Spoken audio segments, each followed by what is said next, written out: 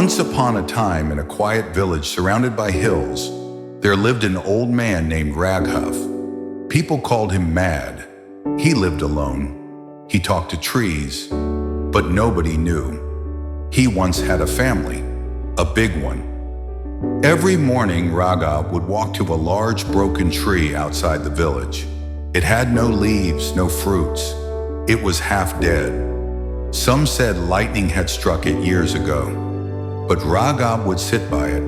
He would talk to it, water it, touch its bark gently, like an old friend.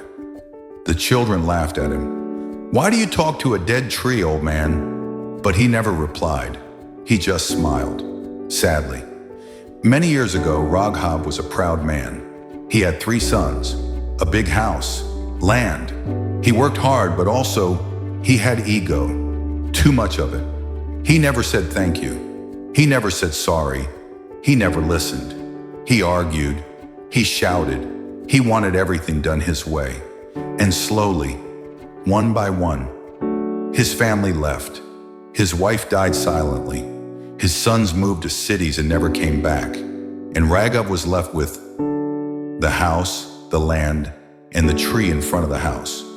One stormy night, Raghav was sitting inside. The wind howled, rain hit hard. Then, a loud crack. Lightning struck the tree. Half of it burned. The other half stood like a warrior.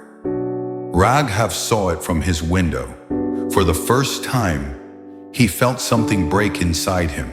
Like the tree, he too was half burned by life. But something inside him survived. He walked out, wet, shivering. He touched the tree and whispered, "I'm sorry to you, to them, to everything I destroyed." Years passed. He had nothing now but the broken tree, but it had become his friend, his mirror. He told it stories. He told it his regrets. And somehow, the village started to notice. One day, a young boy sat next to him. "Why do you talk to it, uncle?" Raghav smiled. "Because it's the only one who listened when I was silent."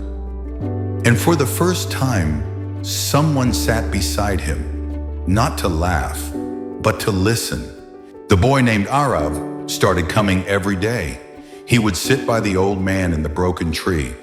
Sometimes he brought food, sometimes just questions. "Why do people leave, uncle?" "Because sometimes we push them," Raghav said softly. Arav listened. One day he brought his mother. The next day 2 more children came. Soon the village children gathered around the broken tree to hear stories. Not fairy tales, but real ones.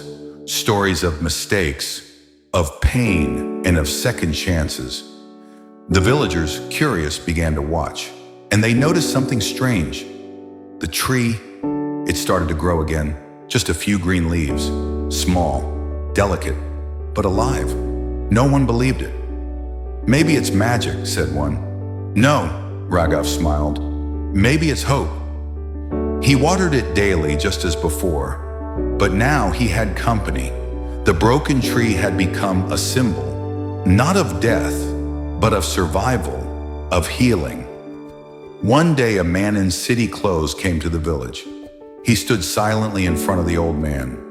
Raghav looked up. His hands trembled. It was his youngest son. "I saw a video of you online with children. This tree." He paused. "I've made many mistakes, Papa, but I want to come home." Raghav couldn't speak. His eyes filled with tears. They hugged. For the first time in decades, they hugged. Later, Raghav whispered to the tree, "Thank you. You brought my family back." The broken tree was no longer broken. It had leaves, shade, and strong roots. Children read books under it. Villagers held meetings there. And at its base, a wooden bench was placed, with words carved into it. Sometimes the broken things heal us the most. The old man didn't live forever, but his story did. And every child in the village knew that even when you feel empty, even when no one understands, There is always hope. Even in silence, something is listening. We chase big dreams, big things, and sometimes forget the small ones. But when life breaks us, it's often the small, broken things, like an old tree or a child's question, that give us a reason to heal. Say sorry before it's too late. Listen before silence grows too loud. Because broken things can still grow, and broken people can still love.